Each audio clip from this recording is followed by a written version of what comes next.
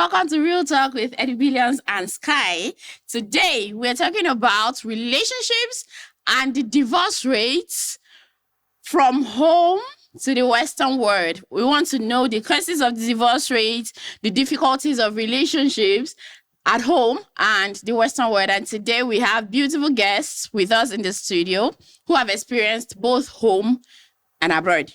And they want to share with us some things that they think are the reasons why divorce is so high these days. From my right, we have... Hi, I'm Miss Carita Lipdo. Pleasure to be here. On my left... Prince Jagger Annie. And my beautiful co-host... You know what it is? It's about Eddy. Welcome to Real Talk with Eddy and Skye. Welcome, Jagger. Thank you. Thank you for having me. Yeah, so please, what's your relationship status? I'm single. I'm single. Okay. Yeah. What's your relationship status? I am single. Single and searching. Single and searching. Okay, my viewers, you can see I have some pretty, faces here. So you can slide, in the comment section and ask for the contact. So to my friend, Mr. Prince, good to see you back home. You too, bro. Good to see you back home. So I just want to ask some few questions, and I just want you to share your experience living abroad and back home in Nigeria. What do you think? It's I don't know. It's a whole lot of things to put into consideration when we talk about that. Living abroad was cool.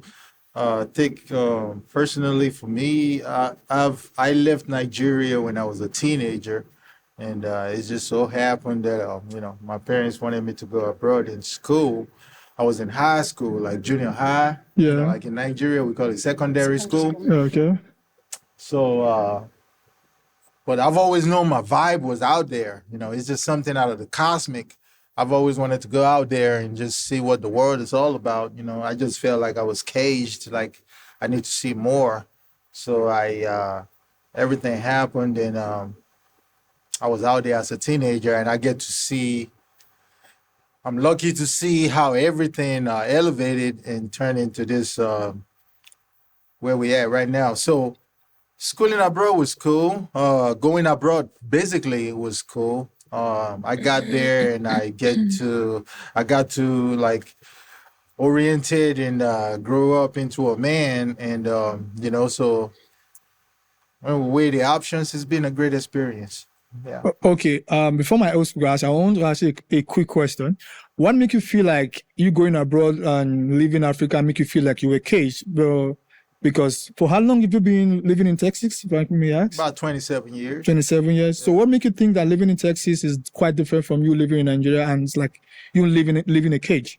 The whole cage thing was, I think that's something personal. Okay. Like, it's just me. I've always been in this. I have a creative mindset. Okay. You understand? Since I was a kid. And I've always wanted to do more. And so I told my parents I just wanted to go abroad in school and see what's out there for me. Okay. So I did everything. I wrote the SATs and the TOEFLs and all that. And I've always felt like fish out of the water. Like I just wanted, I needed more. I needed to do more. And I just wanted to go out there, and I guess I was right, because as soon as I touched down in the USA, I felt like this is where I belong. I'm sorry, but it just felt like that. So you're a nipple baby. Huh? So you're a nipple baby. What's a nipple baby? Okay. The Gen Z, they have a different word. I don't understand. Absolutely. So my sister, I want to ask you, so what is your experience like living in Africa and living abroad? Okay. Well, that was really nice. Thank you for sharing that. My experience living abroad, similarly, I left Nigeria as a teenager. Okay. I was about 19, thereabouts, and I also went out for school. Okay. And lived about 10 years, more or less. It was great. I'd say schooling abroad, schooling in Nigeria, there are a lot of similarities, but there are also a lot of differences. From what I've heard Nigerian students talk about, in the US, you get orientation from day one. They pick you up from the airport if so everything is pretty much very well thought out, very well organized. I went to a PWI, which is a predominantly white institution, also a Christian school, just because from my background, my parents are like super religious, which a lot of, African parents tend to be anyways. So schooling abroad was really just very well organized, thought out, from like the studio to the dormitory to like student activities. Everything was just super cool.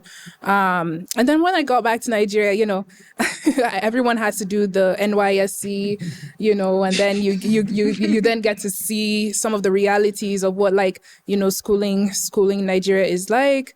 So yeah, there are pros Back and and forth. cons, and it was great. I'd say What was your NYSC experience like? NYSC was pretty cool. It was great. I served in Jigawa, and there was some culture shock, but it was just nice, like being around people of my type again, like Africans, because I went my college was white all through from like first year to sixth year, my master's and everything. So it was really interesting just being amongst like students of Nigeria again. And then what else would you like? It was great. It was Okay, but I want you to throw light on why do you think whenever everybody go abroad to school, they feel the Western world's education is more advanced than the education system in Africa? So why do you think so? I think so because there's just a lot more like technology out there, and once something comes out, it's being taught in schools, and you constantly feel like there's so much to know, to learn, and they have a structured system where you can learn just so much. If you want to, you can just put yourself into the books and learn so much. Whereas in Nigeria, like I've heard students talk about, just like we could be using textbooks from 10 years ago. That's crazy. Wow. That's like, I don't know. And then in China as well, I see China as more advanced than, for example, the United States. Okay. So, for example, AI, kids at the age of 6 are now being taught AI from like a very young age. We haven't gotten there yet. We're still wondering like, what is this? But I mean, it's just how it is right now. But yeah. Okay, so research has shown that the divorce rate, if you're doing a crude ratio of divorce rate, it will show that the UK is more than the US and Nigeria. But when you now file it down to the ratio as against people that are married, it actually shows that divorce is higher in the US. So what are the challenges of relationships in the US? Why are marriages not lasting? Mr. Prince, you can throw light on that? Yeah, I'll take that. US is a different kind of animal. America is a great country and I love it. I'm glad I had the opportunity to go while I was at a tender age, and it added a lot to who I am today. Speaking of marriage almost doesn't exist in America. I'm sorry. It just almost doesn't exist. So when you introduce yourself as being married in America, you say, hey, hello, I'm Prince, I'm married. People look at you like, wow, you married? And it takes a lot of responsibility to keep that. I'm sure she could relate to that. It's like everybody's so independent, everybody's so single, everybody ain't asking nothing from you. So much as I want to say this with a lot of respect, that's why you got a lot of friends in America, and when you see a mom and a dad and they're married, they've been together for a while, 10 years, 15 years, you're like, wow, really? Because people don't value that like we do right here. So America is so independent, you don't find, like right here, I could say, how's your mom? How's your dad? In America, it's hard to say that because you could ask somebody how is their daddy and they'll look at you crazy like, man, nigga, I'm sorry. No problem. Yeah. And they'll be like, dude, I ain't seen my dad since I was 2 years old. You know, and it's all good. And it's part of the culture and people just, it's accepted. And, you know, so when people stay together for such years, it defines a certain level of responsibility, you know, because people don't need each other. America, you get married today, you divorce tomorrow, then it's all good, you know. So divorce is nothing. And, you know, and it's just depend on individual orientation when it comes to that. But most likely when you talk about divorce rate between America and Nigeria, Nigeria stay together more. You know, like our mom and our dad, they've been together forever. Nobody thinking about going nowhere. Like for better, for worse thing, it really works here. Over there, it doesn't work. Everybody is so damn independent, you know. So if you married to somebody, you guys could break up tomorrow and everybody go their separate ways. So far as I'm concerned, somebody else they could quote me wrong, but marriage in America is just like it's a privilege. It's just a few people that are really married and stay together. Okay. Okay. So I don't know if you could throw more light on what he said. Well, let me start here. Everyone's experience is different. Yeah. Like for me, I went to a Christian school, so my own experience is a lot different. You know, when you go to a Christian school, typically, right after graduation, you have a lot of MRS degrees, right? That's like Mrs. degrees. You're graduating and you're also getting married. So I encountered a lot of that. And, you know, like my mates, everybody's getting married.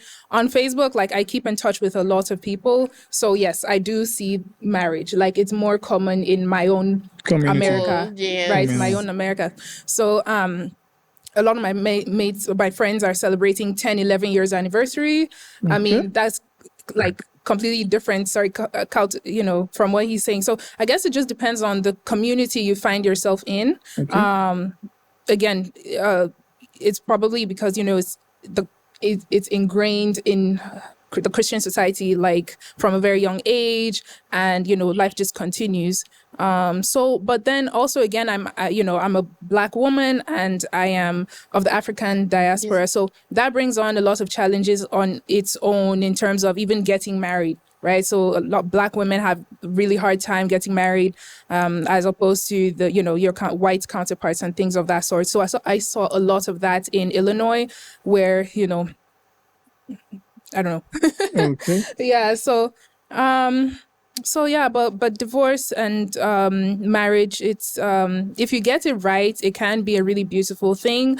A lot of my mates are married, so I will always be like pro marriage, and yeah, I don't know. So Yeah. what exactly I'm is pro marriage too, by the way. Yeah. Okay. Just to put that in there. I want to. Okay, you want to say something? Yeah, and then just my latter times traveling to the US, being an African, like Nigerian without papers, you know what that is like when you're trying to like date out there, and the first thing people define you as is you don't have papers, right? You don't have that citizenship. So it's like, okay, is this person like genuine, or are they just trying to use me to get papers, you know, things of that sort. So, and it's not just like Nigerians, like the whole Africans, you know, you can meet someone from Ghana and they'll be like, do you have your papers, you know?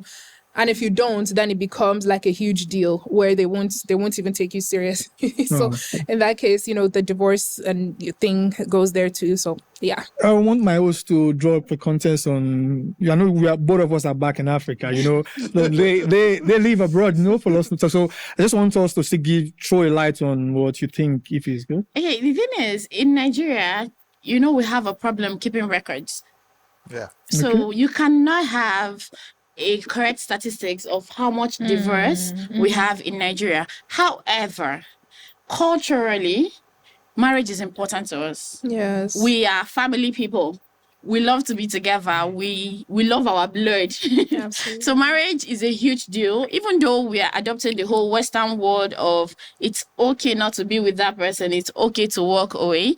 But at the end of the day, many African women could literally, someone told me that as an African woman, the only time you live life for yourself is when you're single. As soon as you get married, your life begins to revolve around what your husband likes, what the family likes, what will people say. And then when you have kids, it shifts to what is good for the children. You're no longer living life as what do I want. Sometimes African women suspend their emotions just to make sure the family keeps going. So Africans make a lot of sacrifice for marriages. So it lasts longer here. Now that we are adopting the Western way of life, it's as if whatever they are giving us is new. We are beginning to learn that you can actually walk away and still be okay, and then what the society is saying. But I'm still pro-marriage. Okay. From my own kind of perspective, I would say African marriage for me is still the best, but I would say all Africa. Okay, for the past, let me say 8 years, I've been living in South Africa. So I believe those people over there, they don't also believe in marriage. They are much like Americans. Like they live their life like Americans. They don't see marriage to be as anything achievable. They can walk into a marriage today and get out tomorrow. They don't care. Just like my Prince rightly said, you can ask somebody, how is your dad doing? We're like, bro, I've not seen my dad for like 2-3 years. I don't give a fuck. It's just like a normal thing to them. Yes. But in Africa, in Nigeria, to be precise, we are more cultured, and like the morals still hold us accountable to so many things. So in terms of marriage, I feel Nigeria has one of the best marriage ideas and family-oriented women I've ever come across due to my being traveling now or maybe being exposed to a lot of things. I believe Nigerian women are one of the most women with the highest orientation when it comes to family.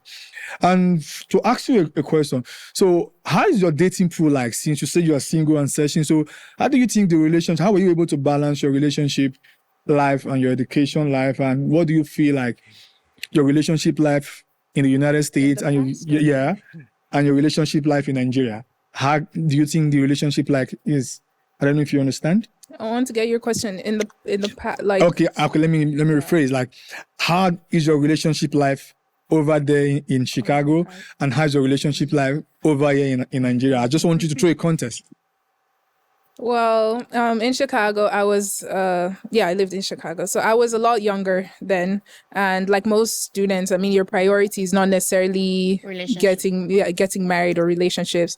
So that was sort of a bit on the back burner. I was very studious and things of that sort.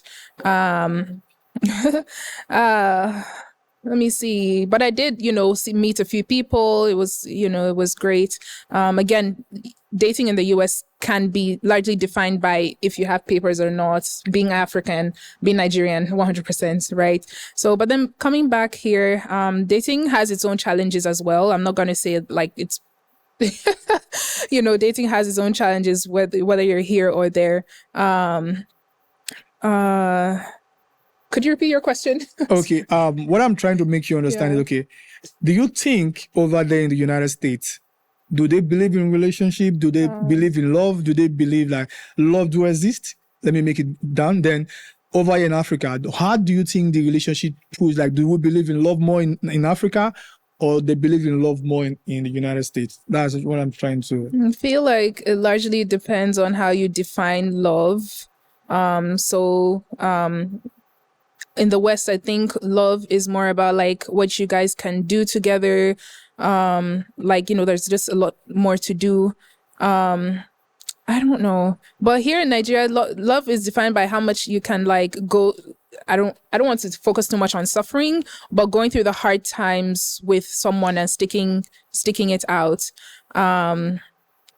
Which you tend to see more in marriage. But I don't think we're not talking about marriage right now, are we? We're talking about everything. Okay. So it depends largely on how you define love. No problem. Yeah. Okay. So, Mr. Prince, I want to ask you, so what do you think about the dating pool in Africa and the dating pool in the United States? Dating pool in Africa is cool. Dating pool in the United States, you go to a gas station and you see a girl And you say, hey, what's your name? She said, my name is Keisha. And you say, Keisha, can I have your phone number? If Keisha gives you a phone number, that means you guys are boyfriend and girlfriends. Wow. Wow. Wow. That's a new one. Yes. Wow. If Keisha don't want nothing to do with you, she would not give you a phone number. Here, I have Mama Ngozi's number. I have the lady down the street number. I have the other lady's number. People don't just give out their numbers in the United States. If I meet a girl and I say, hey, can I have your number? It means, it interprets, can I date you? So if you give me your number, it's got a chance with equally you. understood if I say, can I have your number? And the lady say, I have a boyfriend. That would be a response. Like, I have a boyfriend. Because you're asking her out. Because there's nothing else you guys have in common. If you're asking her for your number, that means you want to talk. So if I say, hey, can I have your number? And she said, okay, my number is 713, blah, blah, blah. That means she is accepted for us to talk. And we are dating already. Wow. So that's cultural difference. In Nigeria, everybody give everybody's number. You could have the lady that sells, mama puts down the street. You could have a number, this person. In America, number is very relevant. If you say, can I have your number? That means, can I date you? That's my experience. If you just say, can I have your number? You meet a pretty girl. You say, hey, can I have your number? What's up? What's going on? And that means, can I? The next thing she might answer you with is, I have a boyfriend. If she gives you a number, that means she has seen you, she has scanned you that I could date this guy. You understand? When she gives you a number, you could ask her for a date for the weekend. But So okay. it's all about the physical. You could say that. So do you think gender roles largely affect the longevity of marriages and relationships in these two societies? I believe so. How so? I just believe so because, like I said, America is a different kind of animal. And I respect both cultures because, I'm Nigerian to the core. Going to America, I get to learn about the Western world and see that, okay, things are done differently over here. And you got to respect both cultures and be able to merge it together. Sometimes I had to pinch myself just to remind myself, like, guy, are you still alive? Because the cultural difference is so different that you have to really try to blend it together, So I believe that gender and all that has a strong effect on how we see a relationship. Yes, I do. Okay. On that note, I would say the US, like he said, there's so much variety and so much freedom as well. Like, you can do whatever you want. Like, literally, you can be whoever you want. Nobody holds you accountable, So with that, for me, dating, like being in the West, you tend to, well, first of all, it was very hard to find people who had the same like cultural grounding that we have. So the whole family thing, the whole, we don't believe in divorce so much. Trying to explain that to a Western person was like rocket science. What are you talking about? Yeah, exactly. What are you talking about? If it's not working, it's not working. Like, someone was we were still talking and someone was already talking about how he's going to fight me for the kids. Like, what do you call that? To get custody of the kids. Yeah. I'm like, how does that even make sense? We haven't, We're supposed to be in honeymoon phase. Exactly. And you're talking about custody of the kids. So I'm like, anyway, so it's just one of those things. Yeah. As an African girl, you know that in Africa, we value gender roles a lot. A man is the provider, the woman is the nurturer. You have to take care of the baby girl. As an African girl, do you prefer a society where the man is the provider? No. Or you prefer the society like the Western world where everybody has to bring their quota? Yeah. As an African girl, which do you prefer? Oh, I'm definitely 100% traditional values. I love being the nurturer. I love taking care of, like, even in my profession, like, I love taking care of spaces, right? I'm an architect, so an interior decorator. So that's like, I just find joy in being able to curate and nurture and grow things, and then I love just also being provided for, being a baby girl, in a relationship. So yeah, I think I'm definitely more traditional. I just appreciate that more. Prince, do you have a problem with being a traditional man? No, I don't. we at the end of the day we fall back to our culture. You know, culture is the key. I don't have a problem with that. Oh, I okay. think also, because these days we see a lot of like other races also appreciating the African or the Nigerian man. And I think that, is something that makes our men really just stand out. Their ability to provide, to protect, and just to be that African man for people out there. It's Okay. great. It's really great. I'm really happy because we're actually getting the two side of America. You are talking from the Texas part and you're talking from Chicago. So Illinois, yeah. both of you are giving us two different Yeah. ideas and two different America. So I want to ask you a question. And ever since you've been single, so what's your dating experience like in Nigeria? How is my Nigerian sister treating you better than your American sister treating you over there? So what do you think? I want you to give us, tell my viewers the experience of your American sister. Yeah. That question kind of tickled me. I must be honest with you, my bro. Since I came back, I've not really been dating like that because Nigerian. Are you saying Nigerian girls are hungry? I know where he's going Are we with this. stressful? I think I know Excuse where he's me? going with this. You are talking to my sister. Are we Stop doing that, bro. stressful? You're stressful. Wow. I gotta be real, Absolutely. Nigerian girls go back. Okay, let me tell you this. I just gotta tell you this. I must be honest because we're like family right now.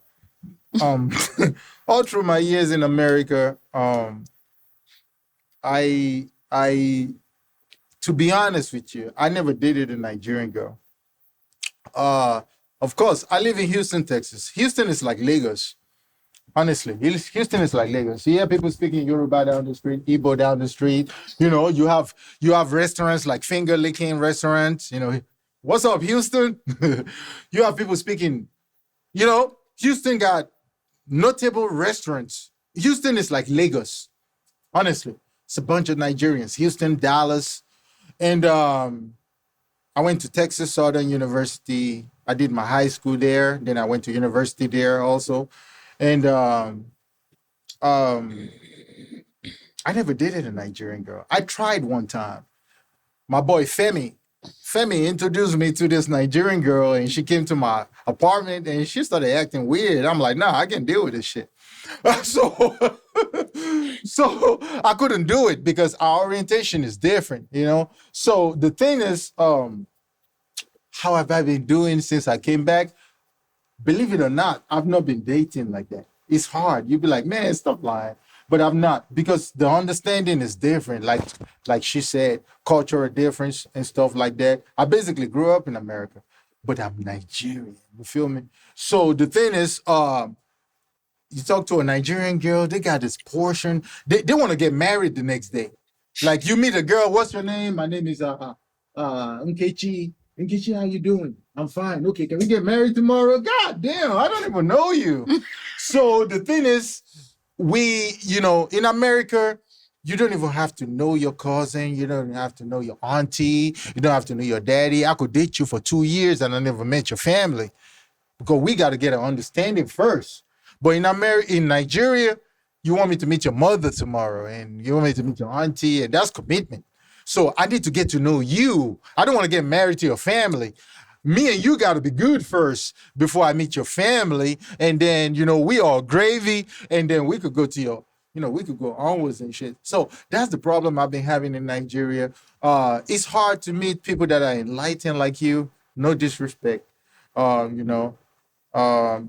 because the world is a globe right now. And everything is open. So we should open our minds to the positive sides of Western culture, not just the other side. We get to meet, we get to date, we get to know each other. Then we transcend that to our parents and family members. Then we take it to the next level. It's all about understanding first. I've met girls in Nigeria where I met them last week and they're like, hey, when you going to marry me? I'm like, what the fuck? Excuse my language. Yeah, it's true. Married, you know what I'm talking about? Yeah. They're like, married? Did you just say married? I don't even know you. Our culture doesn't necessarily focus on dating. Like, we don't understand dating as it's like when you get married that people recognize you as a couple, you know, whereas in the US you can bring your Absolutely. boyfriend, your girlfriend to your parents' house. You can't do that You in can't do Nigeria. that. When I came back to Nigeria, I did that once and everybody was like, "You did? Like what?" You brought a man home? You know, so but yeah, the whole dating phase in the US it takes, you know, you can date someone for a very long time and Yes. sometimes even have kids with the person, which I don't really Yes. agree with, but You know, before So so you want to get And- to know me for 2 years? yes. So women- Okay. Nigerian girls, yeah, we are taught to, you know, just focus on marriage, like, because the rest of the things you're wasting time, right? You're like, what's all this dating? Okay. like, So you want to get we're gonna married. go for a short break and we'll be back. So stay Stay tuned. Yeah. Come back, guys. So now that we've talked about a lot, so now we're trying to, you know, talk about our personal lives and try to educate people about our personal experience. So I'm going to start from Miss Carita. I want you to, you know, enlighten my viewers about your personal life and your personal experience. My personal life, Okay. that covers a broad variety of things, I guess. But I guess we can start off at what I do. So I'm an architect. I do designs. I do, you know, interior, exterior, landscape, things of that sort. Yeah, real estate. So that's my little world here in Okay. Abuja. So So, Mr. Prince Jaga. Prince. Yeah, similar to that, I studied, I was supposed to, actually, I went to Philadelphia College of Textile and Science. I wanted to be a designer for some reason. I just wanted to design. I just had this creative juice in me, you know? And right when I got admitted to Philadelphia College of Textile and Science, they changed their name into Philadelphia University. It just so happened after our orientation. So I said, what am I going to do now? I'm an artist. I have to do something. So I wanted to do architecture. So Philadelphia College of Textile and Science, they have architecture. So I had to transfer to Texas. So I transferred to Texas Southern University, which is a black college. You know, I went there with my friend out there, Kenneth. And the closest I could find to architecture is a course called drafting. And drafters, Drafting. they draft. So Yes, we these are do. drafters. Drafters design everything. They don't just build houses like architectures. They design cars. This thing is designed by a drafter. You know, your sunglasses is designed by a drafter. The newest BMW is designed by a drafter. The newest Mercedes Benz is designed by a drafter. Drafter. You know, so I studied drafting and civil engineering at Texas Southern University. And it was great. Texas Southern University. What's up, TSU? So TSU is a black college. Okay. If you're white and you're Dominican and you Mexican and you want to come to the school, it's all welcome. But it's a black college and it's great. And Kenneth could bear witness to that. And it's a great community, beautiful people, and that's where I studied. So what do you do? What do you do? Right now, I'm a director. So since I came to Nigeria, I used to be like, I'll be in Houston or New York, and I'll be chilling with my boy, and they'll be like, dude, you need to go back home. And I'll be like, why you say that? He'll be like, you've been in America for too long. And I'll be like, why? He'll be like, entertainment is growing in Nigeria. You understand? And I remember the first Nigerian music video that I ever seen is by an artist named Fino. Oh. Fino, whatever. You know, I actually met Fino. And I saw it, and I was like, who is this cat? And they were like, that's Fino. And he was dropping rhymes, he was rapping and all that. I was like, this dude is dope. This dude is the truth. You know, he was rapping in Igbo. And I'm like, cool. what? This happened in Impressive. Nigeria? They were like, yeah, you need to go back home, nigga. So I say I must go back home. So Fino was rapping, then he showed me a Wizkid video. I never listened to Nigerian music. I was just listening to hip hop, Future, Drake, Lil Wayne, you know, NBA YoungBoy, you know, all this good, all these people, and I love the culture over there because, I was oriented into that. And I start seeing the love into the culture back home. And I'll be like, I need to go back home because Nigeria is a virgin. There's so much to be exploited out here.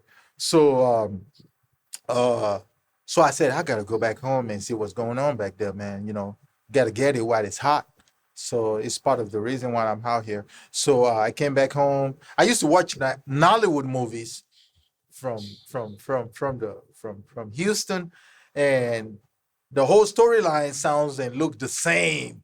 Oga got his house girl pregnant, and now Madam is mad.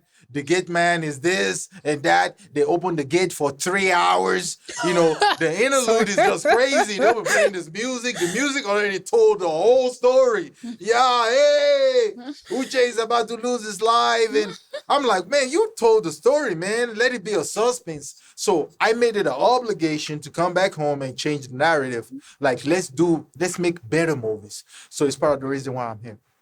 Okay. That's good. amazing. That's amazing. That's a good one. So, how do you see the life here back home compared to the life there back in the United States? Is it more expensive, or is it more calm, or is it more, collective where you can actually live in? Do you prefer to stay in Nigeria, or you prefer to stay abroad? Which one is more good Life and is very affordable for you? interesting. Life is interesting in both worlds. Yeah, life is interesting in both worlds. I'm not too much going to focus on the economy because it depends on your capacity to build wealth and all of that stuff. Work-life balance. Yeah, for me, primarily my family, my friends, most were here. So I mean, it's great. But over there, what I miss is adventure, like being able to get up, travel, just like unplanned. You can just travel. Everywhere is safe, right? So you can go to wherever the heck you want to go. But here I feel very like cocooned. I can't just wake up and say I'm going to the South because I don't know what's happening in the South. There isn't much information. Like, there isn't much information about stuff like that. All you hear is there's danger. So for me, I coming back home, I miss being able to explore, being able to travel, being able to just see the world. Right. So that freedom I really do miss. Yeah, but being here has its perks too. I mean, it can't compare, but do you it's think just the freedom life and in Nigeria is more affordable than life in abroad, or do you think life in abroad is more affordable than? I do think that America gives you more opportunities to create wealth and to live an abundant life. That's just the reality of things. That's why people jackpot. That's why people leave, because there's more to life than just working and whatever it is you're doing here. Like, you can do so much more times 200. I mean, for someone like me, you can do so much more over there. So, in terms of finances, yes, America gives you opportunities to do more. You can work 3, 4, 5 jobs if you want, right? You can go back to nursing school at 45. Nobody's going to do that here, So a lot of people I'm on a Facebook page where, going back to nursing school after 30, is so doable, just so you can earn more, right? Just purely because of that. So with earning more, you're able to travel more, you're able to do a lot more. So for me, yes, I don't know. So, Prince, you have lots of tattoos. You seem to love tattoos. Yeah. And is it just tattoos, or they all have meanings? Yeah, my tattoos, to me, is just body art. How many do you have? I can't count. Oh, Chim. It's uncountable. I believe this is my first tattoo. This musical notes right here. So I started as a songwriter. I finished at Texas Southern University, and I got internship to work with Warner Brothers in North Hollywood. Wow. So it's my first experience in Hollywood. And I used to hear about Hollywood, and I thought when I go to Hollywood, it's going to be a totally different experience until I got to Hollywood, So in Hollywood, I got to Hollywood as and I'm like, this is Hollywood? And I remember I was eating pizza at a local pizza bar, and we were sitting in the patio, and I was actually seeing the Hollywood sign like that. Like from where I was sitting, I could see the Hollywood sign. The Hollywood Absolutely, sign. yeah. So I was like, this is Hollywood. Prince, you in Hollywood, nigga? So, I thought I was going to see Tom Cruise on the streets and see Beyonce and see, you know, all kind of celebrities, but it wasn't like that. So it opened my eye to a different perspective. Hollywood is just Hollywood. Rather, I saw drug users on the street. I see dope fiend on the street. I see homeless guys on the street. And I'm like, this is Hollywood. This is Hollywood. So that's when it dawned on me that Hollywood is not a city. Hollywood is the clique that you belong to, you know, and what you do. The Tom Cruises, the Beyoncés, the Jamie Foxxes, the Taylor Swift, the Justin Biebers, they belong to a clique. And that's it. Hollywood is just a city. And that's where it dawned on me. And I said, wow.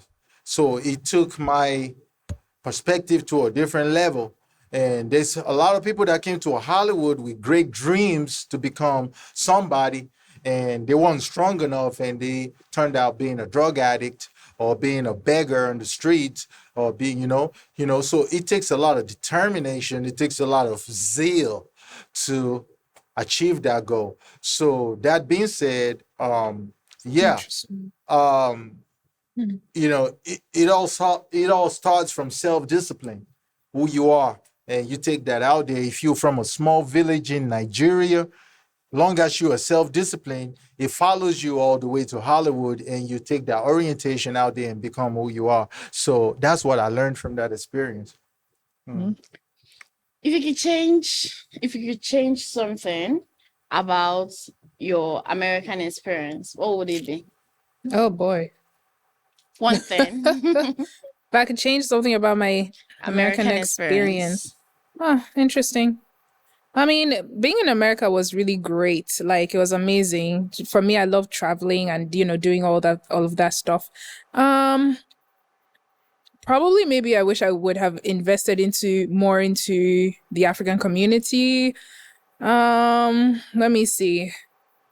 Well, I came back without papers, so maybe that would have been the one thing I would have changed. Like, I would have done something differently so that I could live comfortably in both worlds. But yeah, I mean, there's not much I would have changed, to be honest. There's not much. Oh, okay. I have a question for you, Prince. The other day I was watching a video on TikTok, and I watched Very Dark Man said, if he was given an American visa, he won't go. I saw that. Yeah, and also, person like me, from my personal experience, I don't think if you give me an American visa, I will go, because I saw the way the police always, you know, brutalize the black people whenever they see you. You are more or less like a threat. Their hands are always on their gun. So I just want you to throw more light, because for people like me, or maybe people like Very Dark Man that are scared of whenever they want to go to America, they're having that mindset, I might get killed on the street, or I might get shot at because I'm a black man. So what is your take on that? I think that's a wonderful question. The thing about racial profiling in America has always been a key. It's always been the topic. It's been for years. You know,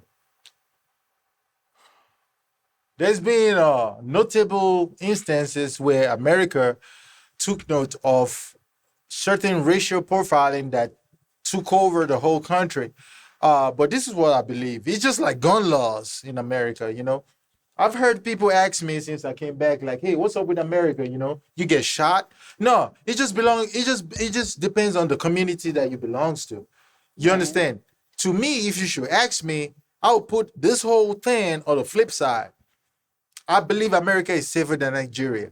Why do you say so? Yes. It sounds crazy, but America is actually safer than, you know, beyond the gun privileges, beyond the freedom, beyond all of that, America is still safer. People have asked me, and I honestly told them what I believe. If you think America is safe for your own context, I'm not saying. Okay. If you go on the line, it's hardly for you to get a random gun shooter, come to church, kill about 400 people, go to high school, kill about 500 people. But in America, it's like a normal thing. Just like for me, for my religious experience in South Africa, yes. If you want to talk about gun violence, is way, way higher there than in Nigeria. Yes. So, but if you say America is safe, is it in terms of insecurity, because I know Nigeria having security, but apart from that insecurity, what makes you feel America is safe? Because from the gun violence and those other harassment, what make you think is safe? Thank you. A lot of people have asked me that question similarly. It's just that when you see those things on TV and somebody go to Walmart and kill like 50 people, one, it doesn't occur every day. It doesn't. You understand? Yeah. Me personally, I don't watch the news in America. They have Channel 2, Fox News, all that stuff. I don't, because I believe news is just bullshit. News is just bad news. I believe they should call it bad news. Because one, America is an organized society. In order for you to carry a gun and shoot it freely, you have to have a license. You understand?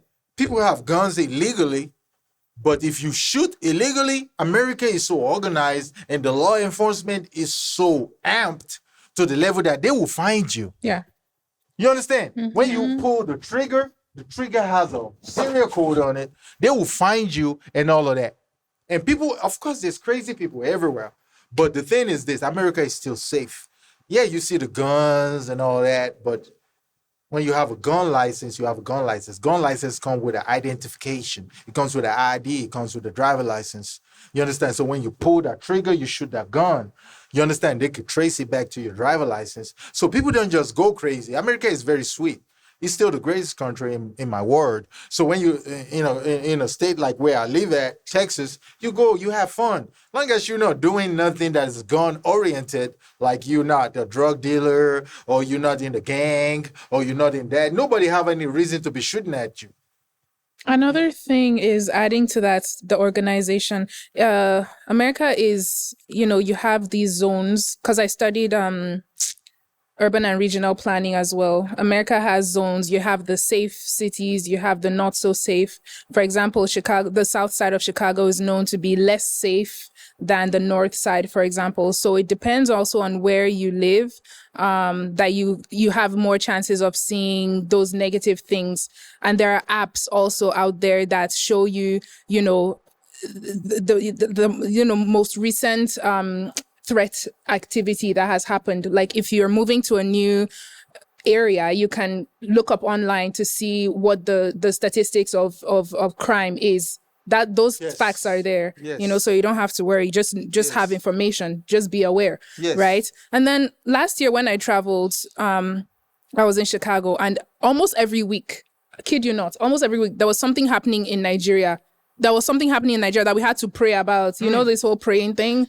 Why? Like the kids from Jos, they were traveling to South for a conference. They got kidnapped. A building fell in my hometown in Jos. Like every week there was something. Like why? Why is that? So. But I could add to that context. Those things that happen, those insecurity, don't you think it's a political issue? I'm not going to get into politics because I'm not a politician and I don't want any backlash. But I feel those things that happen, those kidnapping, those other things, are all politicized. So when it comes to safety, I feel, for me, from my own perspective, being called a foreigner is something I cannot deal with naturally. So I've been called a foreigner so many times. And I feel Nigeria is one of the most safest places for me. Two reasons is because when you are back home, there are some certain level of support and moral and emotional support you get back home. And secondly, and there is a community in Nigeria that when you are outside, like for instance now, back there in South Africa, you can be getting robbed live in front of you. Nobody is going to come. They'll be robbing you live. They will just watch the thief rob you, walk away. But in Nigeria, you can't try that rubbish. There's something we call jungle justice. The moment you shout thief, that person life ends in a twinkle of an eye. That's to tell you how kind of safe Nigeria have been. But all this insecurity stuff, you see them being kidnapped, people are going to fight. I just feel safe, those are political. That's a cultural, like we look out for each other. That's the people. The people care. That's what I'm saying. Community. But people are actually the one keeping the community. Because for instance now, before if a thief is attacking the community, before the cops will come over, the people around might also keep their community safe. If I look out for you, you look out for him, everybody look out for each other. Do we need the cop? Now, the thief is not safe. So he's a human being you at the understand? end of the day. But if That's- that was working, why would we have the North, all these people going to ruin communities? Like, why do we have that if that was so? That's what I'm saying. If you could read about those things that are happening in the north, or things that the 200 killings that's happened in Benue, Yes. if you read about it very, very well, you will know it's almost of them are just political. Personally, stuff. I'm not a big fan of jungle justice. yeah. I think those jungle justice made some certain level of crime to reduce in some public areas. Okay, but if you're political or not, Okay. whatever the reason for the killings, the truth is there are killings. Yeah. People are not safe. Yeah. So as much as I'm not a fan of having guns all over the place, we have to agree that Nigeria is not safe. I love to travel. Okay. And I don't think, I tell people every day that if you can't afford to go outside, explore your country. Nigeria has some of the most beautiful sites you can explore. Not just Nigeria, around the north here. I agree. I like to go to places. We have the most beautiful sites, waterfalls, forests. We have... Obudukato Ranch is there. Do you understand? Obudu has the best weathers. Yeah. We have the beautiful places, but you cannot go by road. You plan trips and people are scared for their lives because every single day you're on the road, you are praying. Sorry, inside this Abuja city, me now as a girl taking cab, I'm praying, God, let one chance not carry me. Because when they carry you, you don't have devices and money to give to them. Your life becomes unsafe. I've seen ladies that were stabbed. I've seen ladies that were raped because they didn't have enough money to give to one chance. Nigeria is not safe. It's not safe. Whatever the reason is, we are not safe. Women are being beaten and their clothes are being torn in public. We are not addressing the real issues. We are not safe. I don't feel safe as a girl in Nigeria. I don't. Okay. For me, I will always say, for me, to be sincere, every problem that comes with every government, there's a problem that comes with every government. If you check, if you are somebody that is intertwined with this Nigerian political space or whatever, if you could pay a close attention, during the time of Goodluck Jonathan, there was a very huge, large number of Boko Harams. That was what they used in fighting this government. Same thing with Buhari. So when it comes to some government, I feel this level of insecurity increased because of that is where they are trying to attack this government from. I'm not saying I won't get bad, but when you see Nigeria, why I feel Nigeria is safe? Because, okay, let me use this word. It's only if not this present or insecurity, it's only in Nigeria that you can actually move from one place to another. Let me use the word. Maybe you are coming from Musena, you are going straight to Lokogoma, middle of the night. Before you get to Wuse to Lokogoma, you'll see like 10 police checkpoints. Within this episode, okay, now if you now say other state, I can't say for Kano work, so I've not been to Kano. I can only read it on the news. But the place I stay, from Lokogoma or from Gariki to Asokoro, you might meet 10 police checkpoints. Stop you on the road, check your car, check your boot, check your everything. It's because they are trying to make the country safe. Harass you a little. You understand? But if you are saying Nigeria is not safe, it's because for me, it's just kind of political to just try bringing that. For me, I would say America is not safe. 2 reasons. The reason why I would say America is not safe, but about the killing where they happen for that country, man, don't fuck it. Bruh, you hear, okay, like, imagine a country that has gun violence. Do you think if Nigeria has that same gun chance, America have, how Nigeria could be? It's not like you think, bro. It's not like you think. See, America is not... She could testify to this. I get up America every day. I'm just about my business. I get in my car. Are you not scared of getting killed by the cops to stop you on the I road? live in Katy, Texas. I live in somewhere called Katy, Texas. It's just outskirts of Houston. And it's the suburb. You see, white people. It's a suburb. You got to be a certain level to live there. To live in a suburb. Yeah, you know what I mean? So I live there. I'm just lucky enough to live there. Let me say that. So I have a house there. Why don't you go to live in the Bronx, like and those No, that's it's a different thing when you live in the ghetto. So I don't live in the ghetto. So I live in the suburb. So when I come out, the people that I deal with on a daily basis, like I'm a director, I'm a movie director, actor, all that. So if I deal with you, I go about my business, I come to the podcast, I go back to my house, I drink my wine, I go back to sleep. I ain't got nothing to do with the drug dealers. I don't have nothing to do with the killers. So there's no altercation between us. There's no reason for them to pull a trigger on my head. Yeah. So that's a different world. America is safe, bro, because there's law and order. You could dial 3 numbers, 911. People would come to your rescue. Not only people, an ambulance will show up, police will show up, and what else? What they call them? The medical people. Yeah. They call them something. Paramedics. Yes, paramedics. Thank you. Yeah. They will show up. 3, free of charge. They might charge you later. They might be your $200. Also, the reason you think that America is less safe is because, well, the media, they get all these things. In Nigeria, half of these things that happen, nobody is even talking about Exactly. it. Do you know what's happening in the South or wherever North today? No, because no media is covering it, right? Yes. So everything just goes under the table. Yes. Whereas in the US, they address it. They go to the I know dots. every country there's always a crime, but most of the crime that happens in Nigeria, for me, are more of political fights than any other thing. Okay, I understand that as a black man.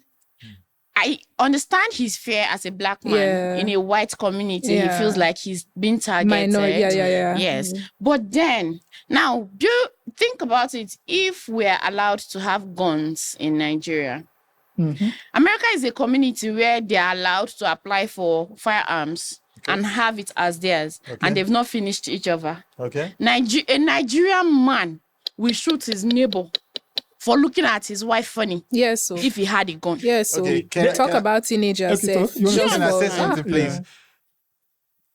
It all comes with the territory. The moment Nigerians approve guns, they're gonna approve other laws that go behind guns. God bless you. How That's what I want to. effective are those laws? Because let me tell you something. If you're going through Kogi State, Yeah. I had a friend traveling from here to the east, and then the vehicles in front of them were all kidnapped. Now, if you're going through Kogi State, you're going to see lots of checkpoints. The police, the military, they are all on the road. But once the kidnapping is happening, the road is clear. And then once they are done, they start shooting gun in the air. Back, who goes you? Now, tell me, how effective are the laws? How effective are the measures that we've put in place? The ones that are already here. The ones that are already active, how effective are they? Let's be sincere as Nigerians. How effective are they? And how effective do you think they are going to be when these guns are approved? I like the fact that we're going political with this. You understand? It all boils down to the government. Effective. How effective are the laws? If certain people in certain government houses do their job, I wish I'm elected. I'm about to contest for, I don't know, councilor, whatever, governor, presidency. I'm going to be here in my babariga and agbada with my tattoos and everything. I'm going to be there with my cap.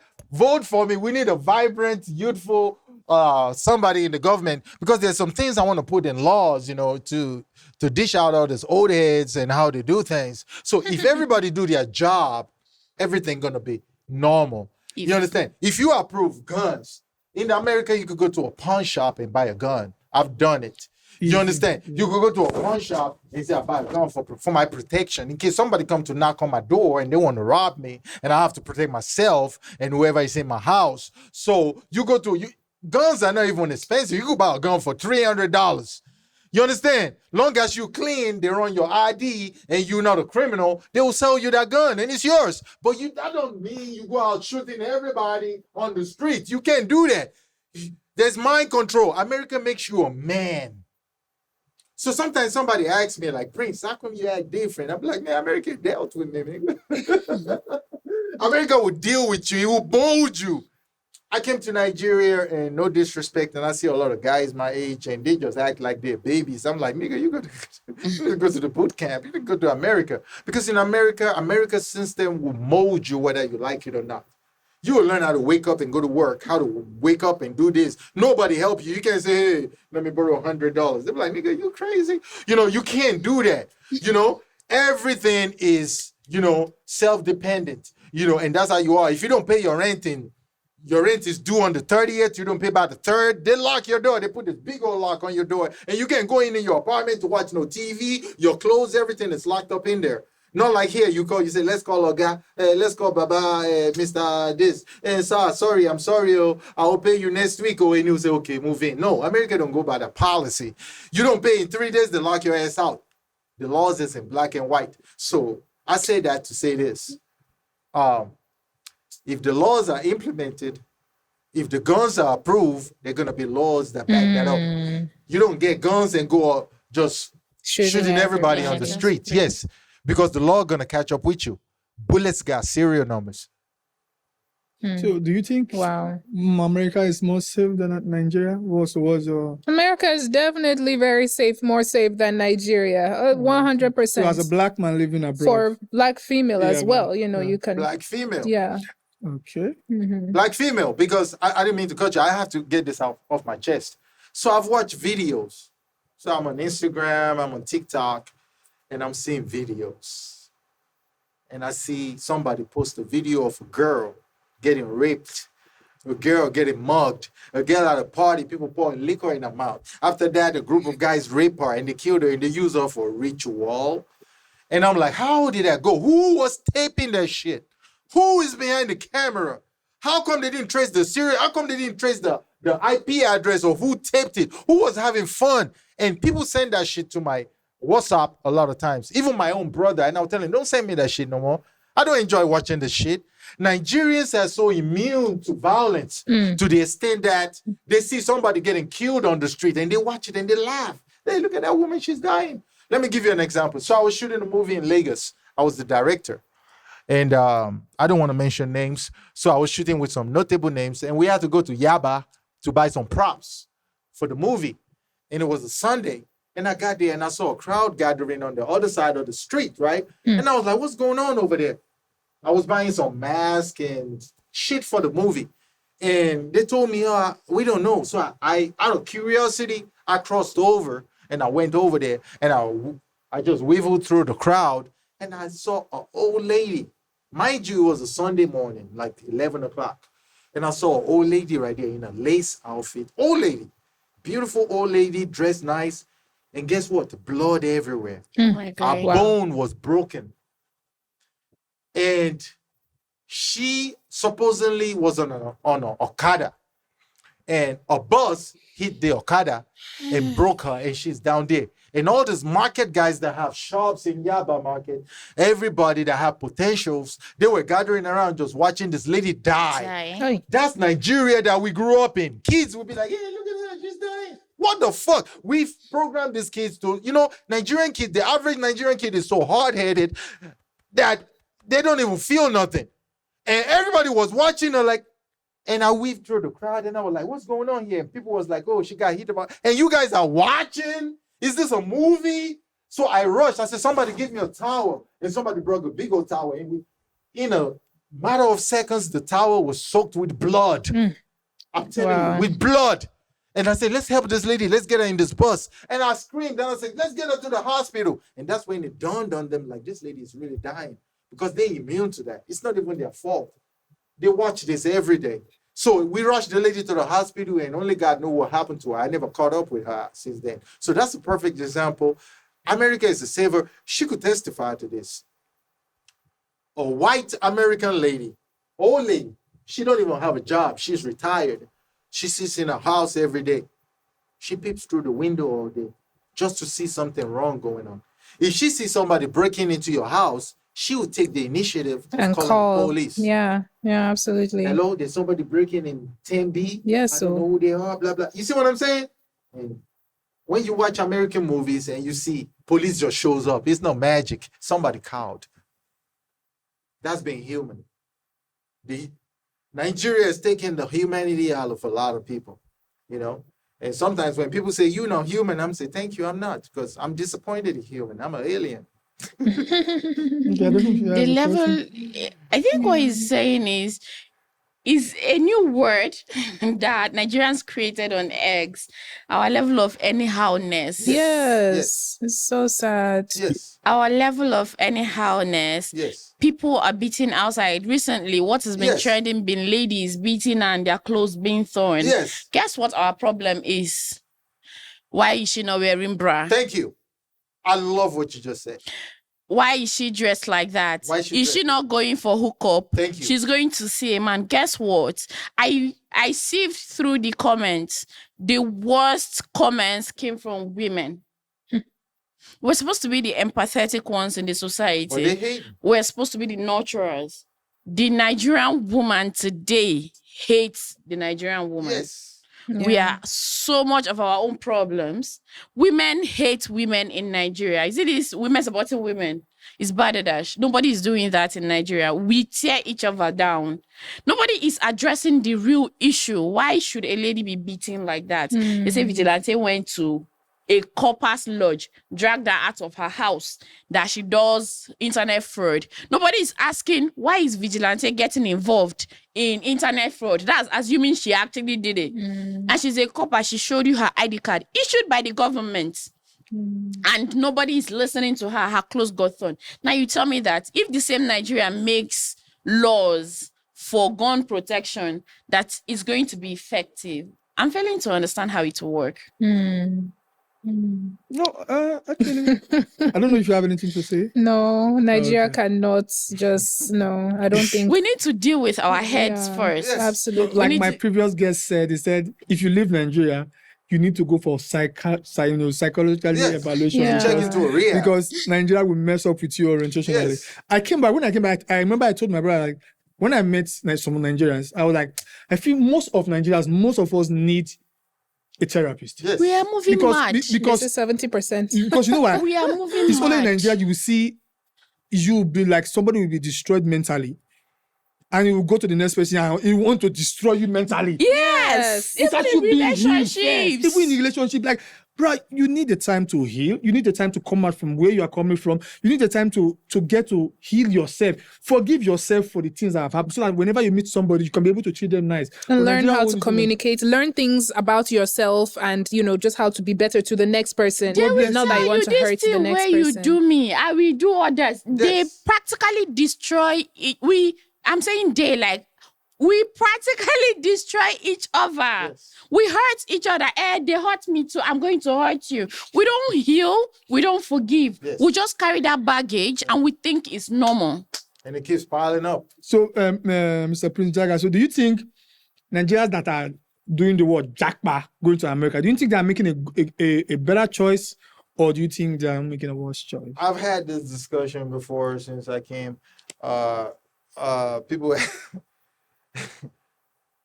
I don't think everybody's just jackpot.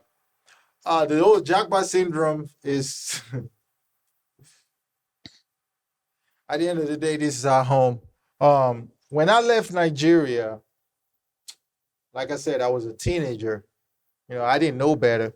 But I could remember when I left Nigeria, there weren't no cell phones, man. There weren't no big cell phones. Everybody got phones. Everybody got this. And fast forward, I came back home and people got cell phone. Not just people. Market women got cell phone. A lady selling tomatoes by the roadside got a big ass phone by her ears. A lady selling peanut by the road got a Android phone. That's development. And I was like, how did we do it? It's because somebody traveled out, learned the technology, and said, my people got to have this. If you check companies like Glow, like Airtel, like MTN, most of them came from South Africa. Yeah. You see what I'm saying? Because people saw this technology and they brought it back home. What if they never did? We still won't have a cell phone. Food for thought. We still won't have a cell But phone. most of the things we are using in the Western world are also discovered by Black people. I can name a few. Just because, like now, if you want to do a research, the fastest computer was made by a Black man, Thomas Amigwale. But if you go online, you will But do see. they give them credit? For No, it? that's Thank you. what the white people That's do. what I'm They were saying. trying to So shrink. we're gonna have to learn to deal with that. Shrink White your people name. supersedes everything, but we need to build our home back to should everybody jackpot. To answer your question also, Nigerians are great people around the board. Like, we're awesome people. But you have to ask yourself, why is it that it's until we go abroad that we start to shine? Like, look at doctors, look at every field. You can find a Nigerian who is doing extremely well. Yeah. So why is it that in Nigeria we're not able to, perform that greatly? So yes, I do think that people should go outside, try, whatever it is Hone they're their doing. skills. Yeah, hone their skills and then definitely come back Yes. and do something for the society. Talking about gadgets in the American society, how are people dealing with gadget addiction in children? That's general. People are stuck to their phone in America, even more than it is in Nigeria. People get stuck onto Facebook. You know, that's another topic. That is the social media syndrome. You know, it's just that's another topic. Yeah, that's another topic. People get stuck in it's a different world. You get Yeah. stuck in the. You know, It's also about finding how to make it work for you, right? You don't want to be a slave to that social media or that gadget thing, but how do you want it to work for you so that it's doing like bringing money into your pocket or, exactly. you know, solving your own personal problems. So, Yeah. Yeah. So I want to ask, so do you think Nigerians that are living abroad live better than Nigerians that are living back home? I want to start with you because you guys are now you're advising my viewers and my listeners. Okay, if you want to travel, it's a good idea. You want to answer that? I've Yeah, seen to so many explore. videos about Because people I've who seen have jackpot, they are doing it.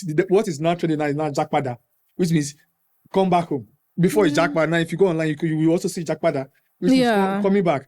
So I just want to enlighten. Do you think Nigeria that are living abroad are doing better than Nigeria than living? I'll be completely honest with you. There's no hiding anything. I'll be honest with you.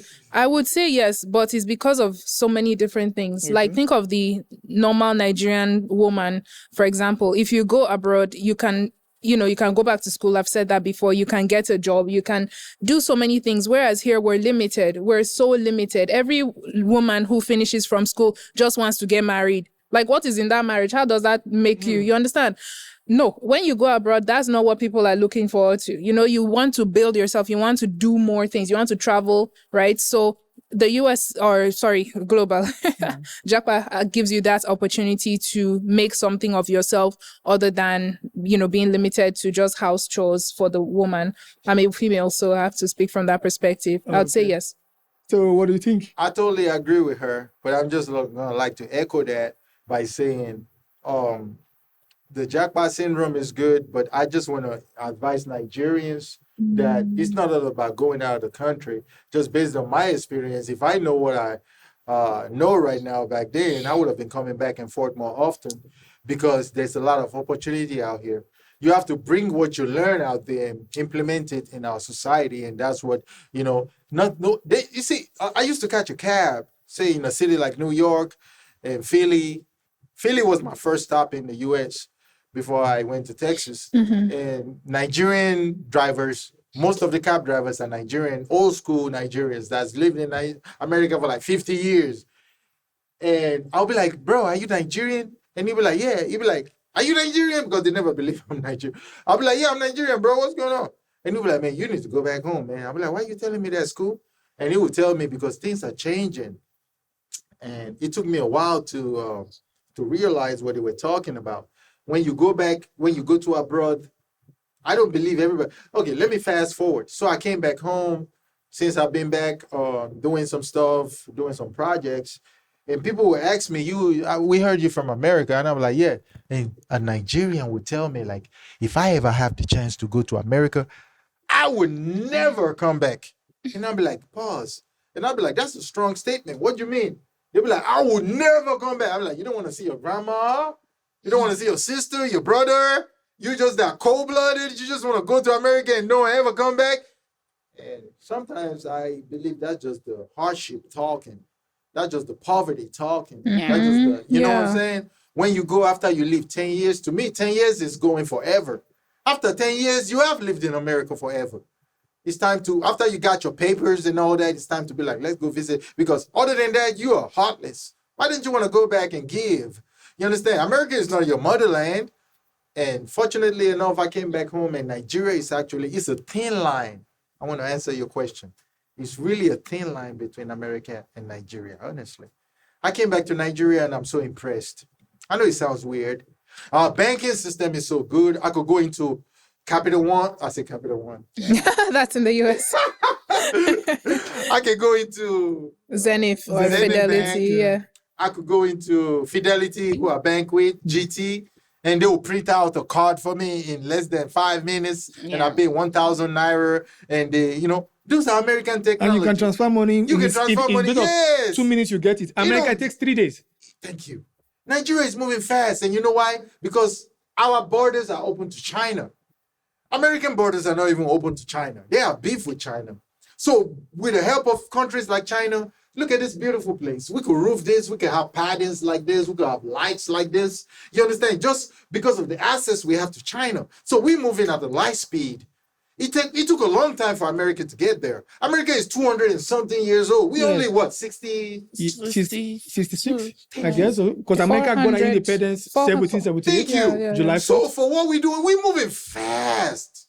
That boils down to my second question before you just jump in. Because do you think Nigeria is growing? Do you think we are moving in a pace think where Nigeria is we are growing. attracting those people that have done, jackpot in millions of years Yes. to come back? Because now, if you check Nigeria, for the banking system you just mentioned, is one of Nigeria The has best. the best. Even in South Africa, if you send money, if you don't put an instant transfer, Thank you. it goes 3 days. Thank you. From ABSA to Netbank or from ABSA to FMB, Thank you. it goes 3 days. But in Nigeria, It's like this. no bank takes 3 days. The highest you can get is 5 minutes. It's like this. If in Nigeria, if you send somebody money and the person doesn't get it within 10 minutes, it will tell you go and report That's the to your problem. bank. Yes. Your It bank goes has seen instantly, instantly. actually. So Instant. don't you think Nigeria is growing? Don't you think we still need more time Nigeria is to grow? growing. Yeah. I Because came to Nigeria. and 1960 to 1778 is It's a still big difference. Nigeria is 1960, became a republic 1963. America got an independence 1778 Thank July you. 4th. You know how many years is that? About 270 Thank years. you. You can't compare us They with put them. in the work. Yeah. Nigeria, I came out, I see houses with cone roofs. I see estates. I went to Lagos. I see Banana Island. I see Lekki. I'm like, man, if they close my eyes and I wake up, I thought I was in America. I thought I was in Houston. You understand? So we're moving fast. Answering your question, we only have bad politicians. And yeah, I see Yeah, You that's understand? it. That's That's what I'm it. saying. That's That's the reason why insecurity is still happening in Nigeria. Yes. I don't know if you But have a then we have bad politicians. But I think our politicians are just a reflection of who we are as a people. Because tomorrow, Eddy will become a president. No, I won't be that I'll vote happy. for It's you, the Eddy. system. I don't think we're bad people. I It's think the our system leaders that's are a reflection Okay, of if it's- who we are. No, if you know, I will just another reflection of who we are. I will not agree. Sorry to say, because if we where we are, we have a president like Yaradua, and when he died, the whole country was in mud. They were now you are still missing him. Is that a reflection of who we are? In the time of Goodluck Jonathan, there was the dollar was 150. And He could everybody said maintain it was bad. and also be paying subsidy and also sell fuel at 65 naira. When he left, the money increased to like 200 or something. But guess what? For like 8 years or 12 years, we moved from like 150, 200 to like 1,500. So it's not a reflection of who we are. It's the bad politician and the governance. system Yes, that's what I'm choose saying. to. Because now, if you go to China, if you're being caught for corruption, because I was reading the other day, Singapore built their country in 21 years. Wow. The whole of Singapore was built under 21 years. The government took out 20% Yeah, that's of a almost very all their government salary, and they made it a mandatory law. If they catch you with corruption, there is no court that will judge your case. You are going straight to, like, maybe die by lethal injection, die by hanging, straight killing, just like China. I was watching the news the other day. China ambassador was sentenced to death for $6 million fraud. Wow. In Nigeria, Snake the shop 100 million, Cat the shop 700 million. You understand? Millions. You understand? So it's actually the system. In fact, in Nigeria, the more you actually steal, the safer you are going. God bless you. Exactly. God bless you, my sister. If you steal small money in Nigeria, You go prison. you will go prison. But when you steal something Police huge, to pay Now us. they go guide you. something huge, they will protect you. You understand? So I think Nigeria is a bit growing fast because it's just that what we want in Nigeria is not the reality. Is not the reality. I love that. Because we are comparing Nigeria to America. For crying out loud, America is more than 200 years old. Yes. Australia got their independence 1900, which is like 100 and something years. Exactly. You can't compare Nigeria to even Great Britain. Great Britain gave us independence. They Imagine. milked us. You understand? So now we are coming out from our share. Now they gave us wrong leaders and corrupt politicians. So let me ask this. Do you think going to the US gives you a head start as a Nigerian youth? I think so. I think so because of the exposure and that you get out of that as a Nigerian youth. If I never been out of the U.S., I don't know where I would have been. I would have been different. So I thank God and my parents for that, for sending me out so early, so early. So my orientation, I think I had my first girlfriend in the U.S. So that opened my eyes to a lot of things. And I've always had it at the back of my mind that I want to come back home and implement that into our system, because without that, then it's nothing. The whole thing doesn't work nothing. But when I come back home, and everything is worthwhile. In America, there's no guy. You know how they say, oh, God, somebody pump your gas for you. That shit don't happen in America. You pump your own gas. You know what I'm saying? You stay in line at the grocery store. Nobody say, hey, because you did say, hey. No, God, they don't give you millions in your pocket. You have to follow the protocol. And that opened my eyes to a lot of things. And those are some of the things we have to learn from, because at the end of the day, it's all about following. You have to respect people. You have to treat people like you want to be treated. And that goes down to politics. That goes down to society. That goes down to everything. And that's what makes Nigeria better. We want the government to do everything, but it starts from here. You know what I'm saying? So it starts from the individual. Okay. So did America give you any head start?